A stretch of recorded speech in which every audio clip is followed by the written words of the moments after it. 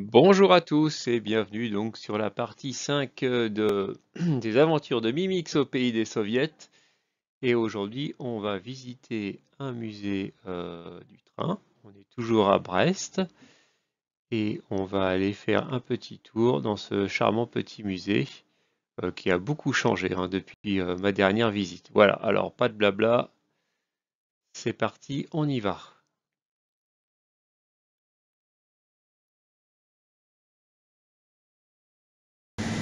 Donc nous voici dans le musée du train de Brest.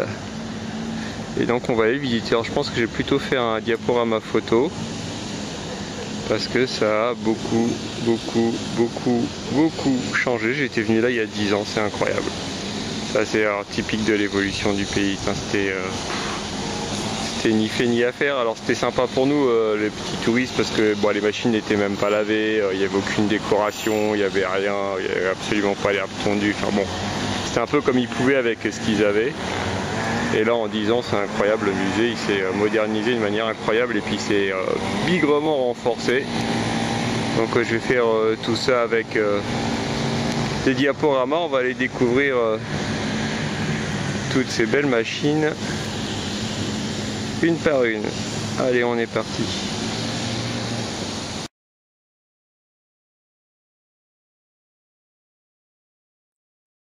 Alors voilà, comme dans tout bon musée, il y a une petite salle qui retrace un peu l'histoire des chemins de fer. Il y a différents objets, il y a des maquettes, des miniatures, des costumes d'époque, etc.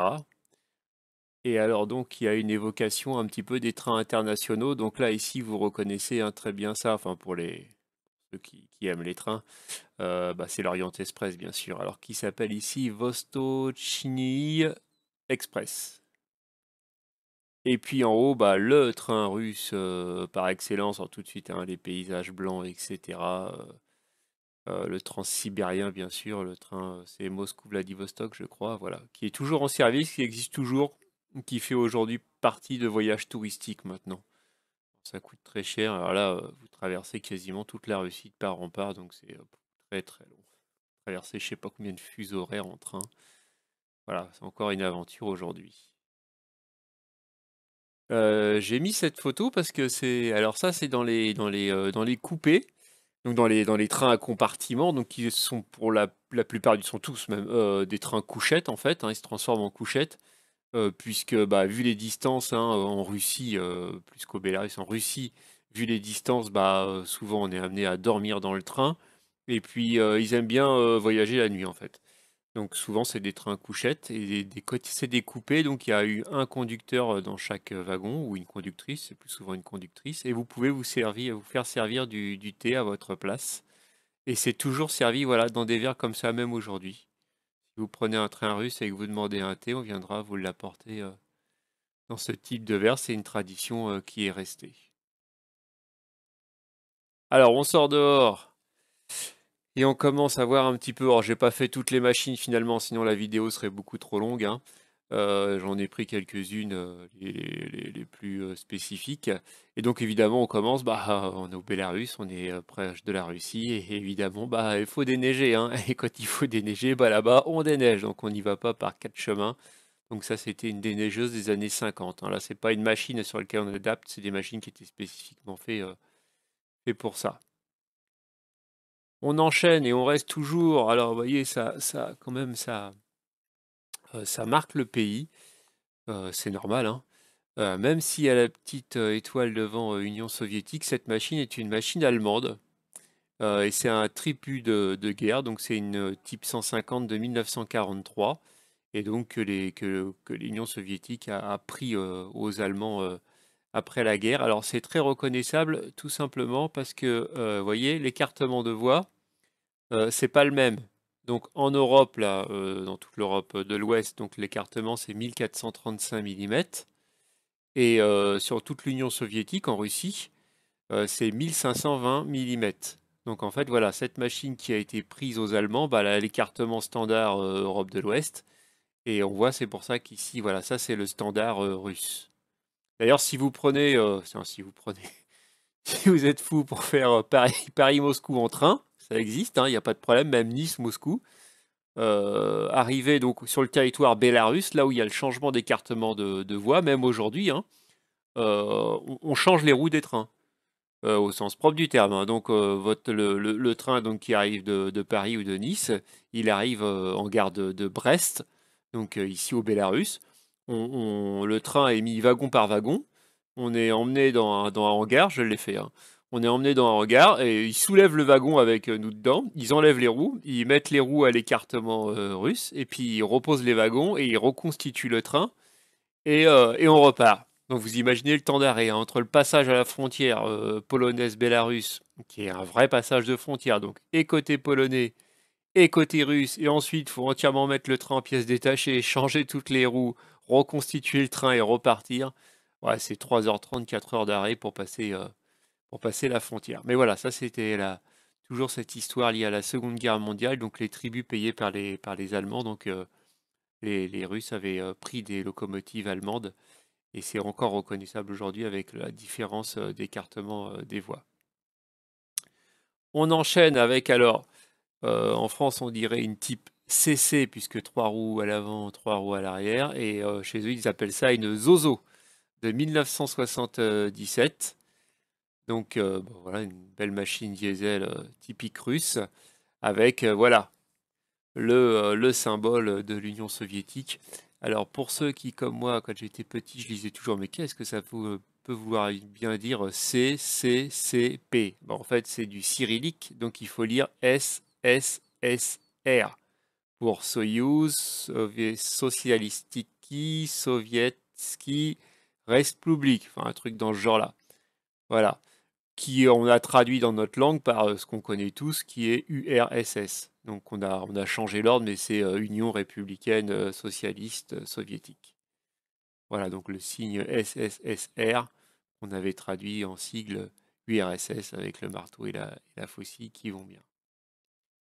J'ai installé mon grand à l'intérieur de la machine pour vous voyez ce que ça donne. Il y a beaucoup de place, hein. Alors c'est très spartiate, mais alors par contre, les chauffeurs, ils ont beaucoup de place. Alors, une énormissime, gigantesque 242 type P36 de 1955. Et là, j'ai mis mon deuxième à côté de la machine pour vous faire voir la taille de la bestiole. Et je vous la fais voir de profil. Alors, encore alors, un petit truc sur les locomotives. Donc, quand je dis une type 242, donc comment on fait pour reconnaître le type des machines? Alors, les petits trous devant ici, c'est les centaines. Donc là, il y en a deux, donc ça fait 200. Ensuite, les grosses roues, c'est les dizaines. Donc là, il y en a 4, donc ça fait 40. Donc ça fait 240. Et puis les petits trous à l'arrière, c'est les unités. Donc ça fait 242. Voilà, c'est type 242. Et ça, c'est un modèle P36 de 1955. Et là aussi, voilà, j'ai pu m'installer alors aux commandes de la machine. Vous voyez un peu la vision qu'on a. On voit que dalle, hein. On voit quasi rien du tout. On comprend pourquoi dans tous les films, vous voyez les conducteurs ou les mécanos qui se penchaient carrément sur l'extérieur de la machine pour voir ce qui se passait devant, parce que là, depuis l'intérieur, c'est très spartiate. On enchaîne avec une Type 50 de 1929. Très jolie. Toujours, vous voyez, siglé Union soviétique. Et datant de la même époque, une très jolie 131. Toujours les années 30. Ensuite, une autre énorme machine, une type 150, qui date de 1946. Et alors, ce qui est étonnant sur cette machine-là, vous voyez, on le voit un petit peu ici, mais on voit mieux sur cette photo, c'est que voilà, la chaudière est extrêmement haute et en fait, il y a un trou, on voit littéralement au travers de la machine. Assez surprenant. Ouais, et biscornure, je sais pas pourquoi ils faisaient des machines aussi hautes, parce que là, c'est volontaire d'avoir remonté comme ça la chaudière haute. Je sais pas si c'est à cause de la neige, enfin, j'en sais rien. Et elle est assez étonnante. Et là aussi, j'ai pu, vous voyez, m'installer voilà, aux commandes de la machine. Vous voyez, très spartiate, très peu d'indications. Là, c'est la vitesse. Là, c'est tout le contrôle de la machinerie. Et pareil, on a une vision très très sommaire. La Type 50, vue de l'autre côté. Non, pardon, c'est pas la même. c'est la même époque, même machine, mais c'est une autre type 50, qu'ils ont découpé en fait pour qu'on puisse voir voilà toute la partie, ce qui était chaudière, chaufferie de la machine, toute la structure intérieure, pour voir comment fonctionnait une belle machine à vapeur. Voilà. Alors je vous en fais pas voir plus, je vous ai fait découvrir quelques machines, il y en a plus, il y a des wagons, etc. Mais bon, voilà, je me arrête là pour pas faire une vidéo trop longue. Et je vous laisse sur cette vue, sur ces trois magnifiques machines. Je vous dis à bientôt pour la prochaine vidéo. La prochaine vidéo, on y va aller dans Brest, visiter un petit morceau de Brest, voir les rues piétonnes. Et puis on va aussi aller voir les derniers bisons d'Europe. On va aller voir quelques photos des derniers bisons d'Europe. Voilà, je vous laisse pour aujourd'hui et je vous dis au revoir et à bientôt.